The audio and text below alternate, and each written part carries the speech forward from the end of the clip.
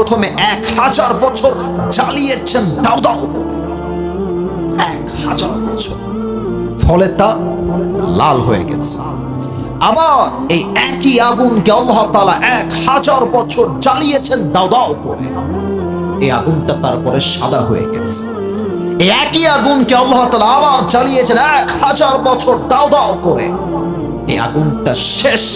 আগুনের দাও দাও তাপে জ্বলতে জ্বলতে পুড়তে পুড়তে জাহান্নামের আগুন এখন বড্ড ভয়ঙ্কর হয়ে আছে। মানুষের দেহে জাস্ট একটা জাহান্নামের আগুনের তাপ লাগবে, হাত কিন্তু পড়ে না। জাস্ট ট্রাই টু আন্ডারস্ট্যান্ড, দূর থেকে একটা তাপ লেগেছে আগুনের, আল্লাহু আকবার। দেহের চামড়া, মুখের চামড়া তাপে, দূর থেকে যে তাপটা লেগেছে, টাচ করে নাই, হাত পড়ে নাই, জাস্ট তাপে দেহের প্রত্যেকটা চামড়াগুলো খসে খসে মাটিতে পড়ে যাবে। Could you imagine how much powerful it is?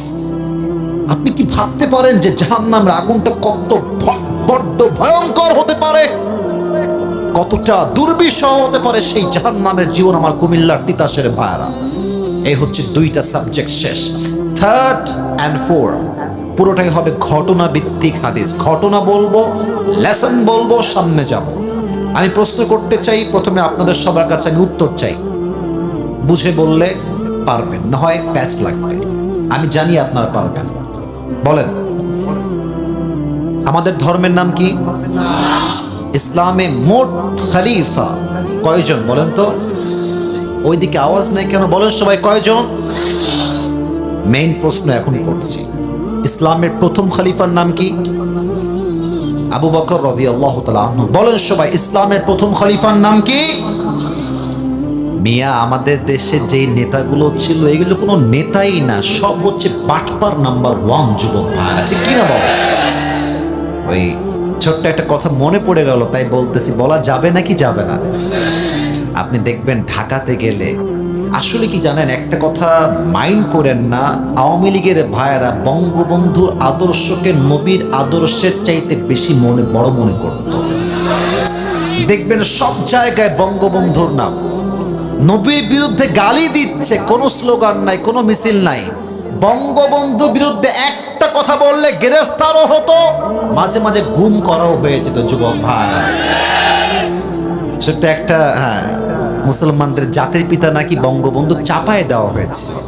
কিন্তু আমি আসি বাঘের কণ্ঠে, সূচ্য কণ্ঠে বলছি, মুসলমানদের জাতির পিতা বঙ্গবন্ধু নয়, মুসলমানদের জাতির পিতা ইব্রাহিম আলাইহিস সালাম। কুমিল্লার ভাইরা, এক লোক আপনাদের যে বিভাগ চট্টগ্রামে আসছে, বিদেশ থেকে চট্টগ্রামে আসছে, চট্টগ্রামে এসে নেমেছে চট্টগ্রামের ইন্টারন্যাশনাল এয়ারপোর্ট। ওখানে কিন্তু ইন্টারন্যাশনাল এয়ারপোর্ট মানে বিলং করে তারা, অনেক জায়গায় তারা নিয়ে যায়।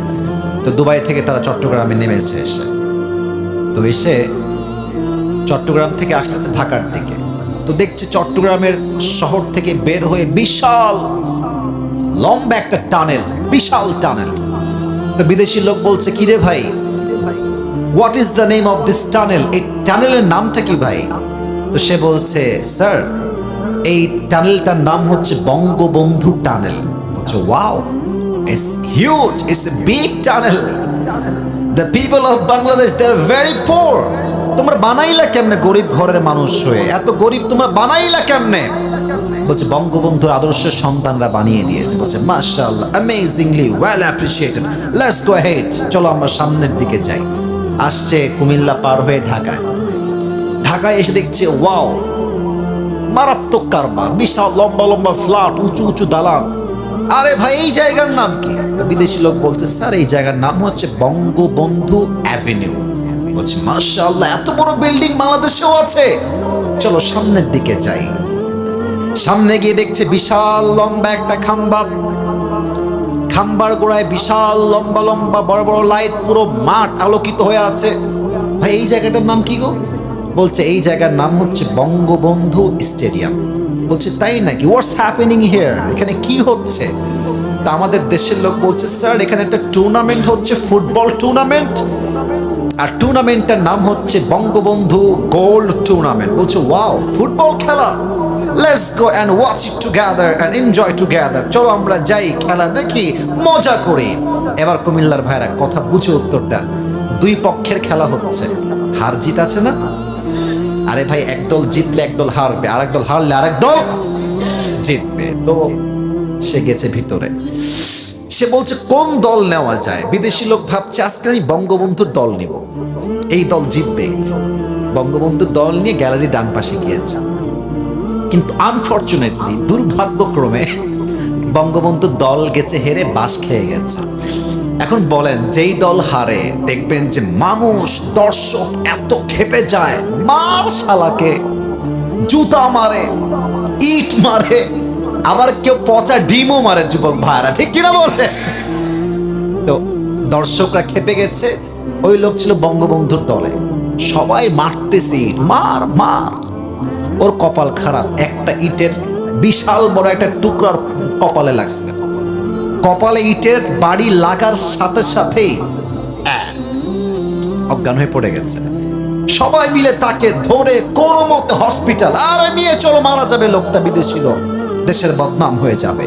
হসপিটাল গিয়ে অজ্ঞান হয়ে আছে, চোখ বন্ধ। অনেক লম্বা সময় পরে চোখ খুলে বলছে, আরে ভাই আমি কোথায়? পাশ থেকে বলছে, আপনি আছেন বঙ্গবন্ধু হসপিটালে। বিদেশি লোক বলছে, তোমাদের কাছে আল্লাহর ওয়াস্তে মাফ চাই, তোমরা একটু পর আমাকে বঙ্গবন্ধু কবরস্থানে নিয়ে যাইও না। তার মানে কি বুঝলেন? আমাদের মাথার উপরে জাতির পিতার নাম চাপাই দেওয়া হয়েছিল যুবক ভাইরা আমার, ঠিক কিনা বলো? মুসলমানদের জাতির পিতা বঙ্গবন্ধু নয়, মুসলমানদের জাতির পিতা ইব্রাহিম আলাইহিস সালাম, ঠিক কিনা বলে? আর এটা আমি কেন বলেছি? আমি আপনাদের সবাইকে জাহান্নামের ভয় ওমরে ফারুকের মাঝে কেমন ছিল এই হাদিসটা বলতে চাই। আমাদের ঢাকাতে একটা টানেল আছে, টানেল তো না, মেট্রো রেল বলে এটাকে, নাম তো শুনছেন সবাই। আমাদের যিনি প্রধানমন্ত্রী ছিলেন আগে, ভাই এটা সেই লেভেলের অভিনেতা, খুব ভালো। আমার মনে হয় যে আমাদের আগের প্রধানমন্ত্রী যদি নেত্রী না হয়ে অভিনেত্রী হতেন, ওরা বিশ্বকাপায় ফেলতো যুবক ভাইরা, ঠিক কিনা বলো? মেট্রো রেল যেই দিন আগুন লাগলো, মেবি 3 আগস্ট বা 2 আগস্ট, আমার পরিপূর্ণ মনে নাই, 3 আগস্ট। তো উনি মিডিয়ার সামনে এসে বলছে, এটা ঠিক করতে আমার 300 কোটি টাকা লেগে যাবে। আমার মনটা এত খারাপ, 300 কোটি, ওয়াল্লাহি এত টাকা। ওনার পতন হয়ে গেল, ডক্টর ইউনূস সাহেব আসলেন, আমরা দেখলাম যেটা 300 কোটির বাজেট ওটা 20 কোটিতেই হয়ে গিয়েছে, ঠিক কিনা বলো? তাহলে একবার চিন্তা করেন কুমিল্লার ভাইরা, এইভাবে এই দেশের থেকে হাজার হাজার কোটি টাকা বিদেশের মাটিতে পাচার করে যুবক ভাইরা, ঠিক কিনা বলো? এবার আসেন মূল হাদিসে ফিরে যাই, মূল আলোচনার ধারায় ফিরে যাই। আবু বকর ইসলামের প্রথম খলিফা, তার কাছে তার বউ আসছে, এসে বলছে, আবু বকর তোমার কাছে একটা আবদার আছে, আমার সন্তানদের আবদার। আবু বকর রাদিয়াল্লাহু তাআলা আনহু ডাক দিয়ে বলছে, আবদারটা কি আমাকে বলো। বউ ডাক দিয়ে বলছে, আবু বকর ইয়া খলিফাতুল মুসলিমিন, আপনার 2 জন সন্তান আজকে আবদার করে তারা আপনার কাছে সারিদ খেতে চায়। আরব বিশ্বের সবচেয়ে দামি খাবারের নাম হচ্ছে সারিদ, যদি আপনি কিনে দেন তারা অনেক খুশি হবে। আবু বকর বলছে, এত দামি খাবার কিনবে? আমি আবু বকর, আমি যে সারিদ কিনে দিব এর জন্য কোনো টাকা আমার পকেটে নাই, অথচ পুরো পৃথিবীর অর্ধজাহানের মতো পৃথিবীর খলিফা তিনি, রাষ্ট্রের কোষাগারে কোটি কোটি টাকার স্তূপ পড়ে আছে, বাট ছেলে খেতে চাই সারিদ, বলছে আমার কাছে টাকা নাই, ক্ষমা চাই, আমাকে মাফ করে দিও। বাট হাদিসটা এখনো শেষ হয় নাই, আবু বকর বের হয়ে গেছে। কুমিল্লার ভাইরা, কথা কি বোঝা যায়? ডানে বুঝি নাই, বোঝা যায়? আবু বকর বের হয়ে গেছে। দীর্ঘ 3 মাস পরে আবার যখন বাসায় তিনি আসছেন, তার বউ তার সামনে এসেছে, হাতে একটা প্লেট নিয়ে আসছে, বলছে, আবু বকর এই নেন, এই প্লেটে কিছু সারিদ রাখা আছে, আপনি খান। আবু বকর বলছে, সারিদ কই থেকে আসলো? আমি তো সারিদ তোমাদের জন্য কিনি নাই, টাকাও তো দেই নাই, সারিদ কই থেকে আসলো? বলছে, আপনি যে প্রত্যেক মাসে আমাদেরকে হাত খরচের টাকা দেন, ওই টাকাগুলো আমি প্রত্যেক মাসে বাঁচিয়ে বাঁচিয়ে বাঁচিয়ে সন্তানদের জন্য সারিদ কিনেছি, আপনার জন্য রেখেছি, নেন, এটা হালাল খাবার, খেয়ে না। উনি 1 টুকরা সারিদ খেয়ে সোজা বের হয়ে গেলেন সংসদ ভবনে।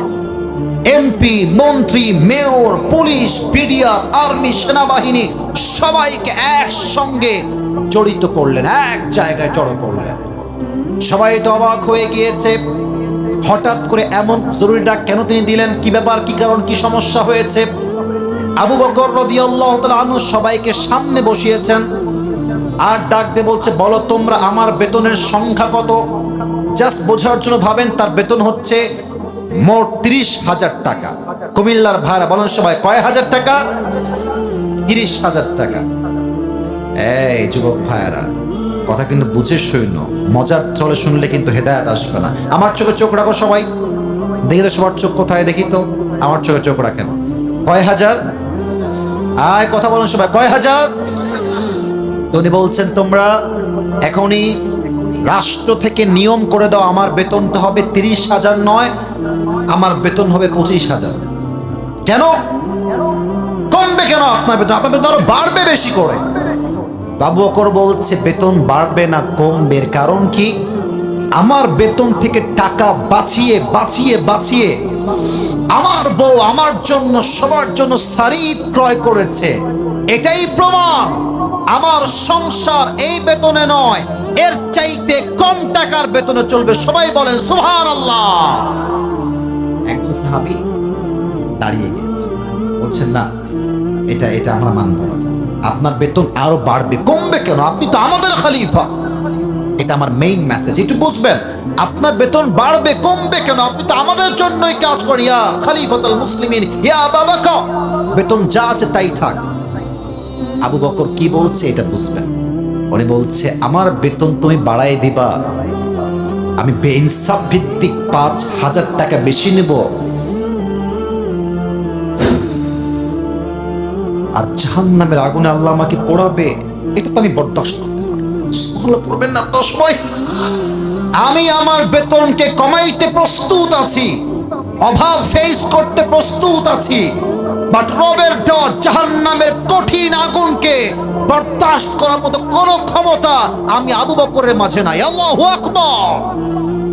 জাহান্নামের আগুনের ভয় কাকে বলে? এবার আসেন আরেকটা মজার হাদিস বলি বোঝাবার সাথে। ইসলামের দ্বিতীয় খলিফার নাম কি ছিল, কে বলতে পারে? ওমর ফারুক। বলেন সবাই, নাম কি?